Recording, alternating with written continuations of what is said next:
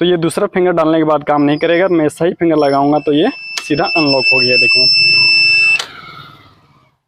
कुछ दिन पहले हमने इस फिंगर मॉड्यूल का एक वीडियो बनाया था और बताया था कि भैया ये छोटा मोटा चीज़ चाइना बना रहा है और हमारे यहाँ नहीं बन रहा, ठीक है।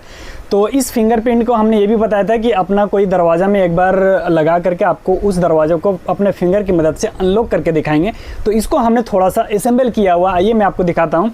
जैसे कि सबसे पहले मैं इस डिब्बा में इसको पैक किया हूँ, ठीक है। और ये मैं यहाँ पर थोड़ा छोटा सा स्क्रीन लगाया हूँ, ये थोड़ा सा नॉर्मल चीज़ है। यहाँ पे नाइस मोबाइल लिखा हुआ आ रहा है और यहाँ पे मेरा फिंगरप्रिंट काम करेगा। देखिए जैसे मैं ग्रीन लाइट जला तो इसका मतलब ये फिंगर काम कर रहा है मेरा, ठीक है, जो मैंने सेव किया हुआ है, ठीक है। बाकी दूसरा फिंगर ये काम नहीं करेगा तो रेड लाइट आएगा, ठीक है। तो ये रेड लाइट आ रहा है तो काम नहीं कर रहा है।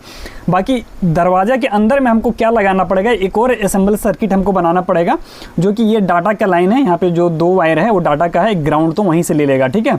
तो तीनों वायर वहाँ पे जाएगा और हमारा फिंगर को एक्सेस करेगा, हमारा फिंगर को चेक करेगा कि सही फिंगर आप लगा रहे हैं, तो हमारा दरवाज़ा अनलॉक हो जाएगा। चलिए मैं इसको घर जा करके आपको फिटिंग करके बताता हूँ। और मैं आपको ये भी बता दूं कि ये थोड़ा मोड़ा छोटा मोटा दिमाग हम लोग को लगाते ही रहना चाहिए कुछ ना कुछ चीज़ में। ये फिंगरप्रिंट वाला सेंसर हमारा इंस्टॉलेशन हो चुका है। अब मैं दूसरा कोई भी फिंगर अगर लगाऊंगा तो ये खुलेगा नहीं ये दरवाजा, ठीक है। जैसे मैं इस फिंगर को लगाऊंगा तो ये खुल जाएगा, ये देखें आप, ठीक है।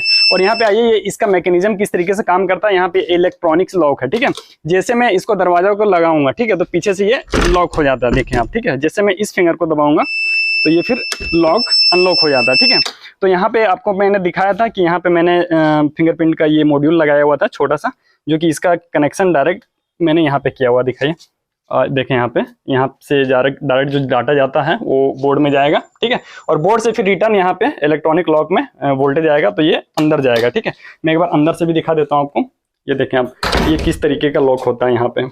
ये मतलब ये नॉर्मल लॉक नहीं है, ये मजबूत ही लॉक है, ठीक है। यहाँ पे एक मैंने बीप भी दिया हुआ है, इसको अंदर से अगर आपको खोलना है तो इसको दबा दीजिएगा तो ये खुल जाएगा, ठीक है। बाकी ये हमारा स्टडी रूम है। इस रूम में हमने यहाँ पे बहुत सारा इलेक्ट्रॉनिक्स पार्ट्स रखा हुआ है रिसर्च के लिए। हमको जो भी कोई नया चीज़ अगर इन्वेंट करना होता है या फिर कोई चीज़ का रिसर्च करना होता है तो मैं यहीं पे आके करता हूँ।